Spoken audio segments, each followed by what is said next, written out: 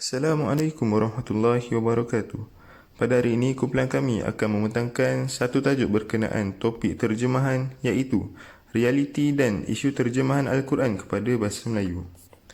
Ahli kumpulan kami terdiri daripada 4 orang iaitu saya sendiri Muhammad Fadeh, Muhammad Syahiran Al-Haziq, Muhammad Salahuddin dan Muhammad Akil Syami.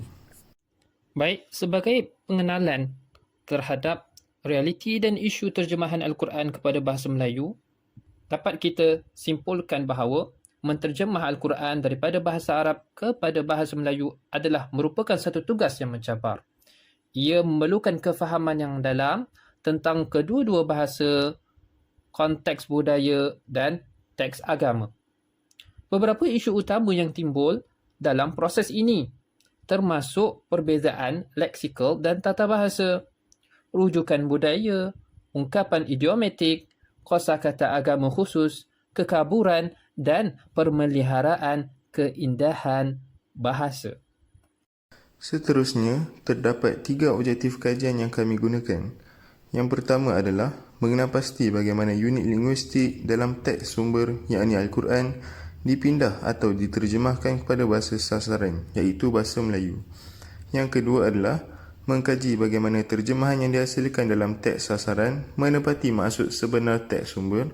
Dan yang ketiga adalah menganalisis kajian lepas yang pernah dilakukan berkaitan realiti dan isu terjemahan Al-Quran. Metodologi kajian. Kajian pada kali ini menggunakan kaedah literatur sistematik bersifat kualitatif supaya dilihat secara jelas corak kajian lepas mengenai isu penterjemahan Al-Quran bahasa Melayu di Malaysia. Dapatan kajian. Terdapat 3 corak aspek yang dijalankan untuk penterjemahan Al-Quran iaitu kaedah terjemahan, kesepadanan dan juga sorotan kajian.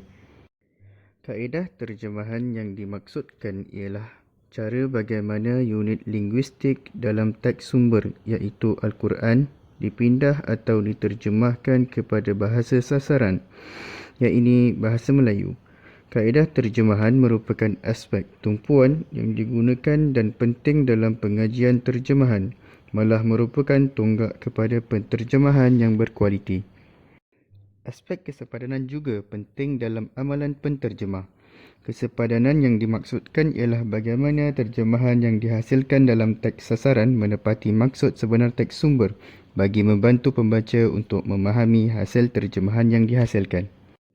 Sorotan kajian lepas dalam kajian ini adalah satu aspek yang pernah dilakukan untuk mendapatkan gambaran terhadap kajian baharu yang boleh diterokai atau ditambah baik.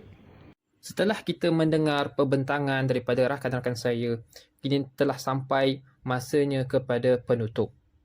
Oleh itu, ingin saya simpulkan bahawa menterjemah Al-Quran daripada bahasa Arab kepada bahasa Melayu adalah merupakan satu tugas yang mencabar. Ia memerlukan bukan sahaja kefahaman yang baik tentang kedua-dua bahasa, tetapi juga kefahaman yang mendalam tentang konteks budaya dan teks agama. Penterjemah harus mempunyai pengetahuan yang baik tentang tata bahasa dan kosakata Arab dan Melayu. Begitu juga mempunyai kefahaman yang mendalam tentang makna, konteks dan rujukan budaya Al-Quran. Ini tidak lain tidak bukan adalah untuk menghasilkan terjemahan yang tepat dan makna yang sesuai bagi sesuatu ayat. Sekian sahaja daripada saya.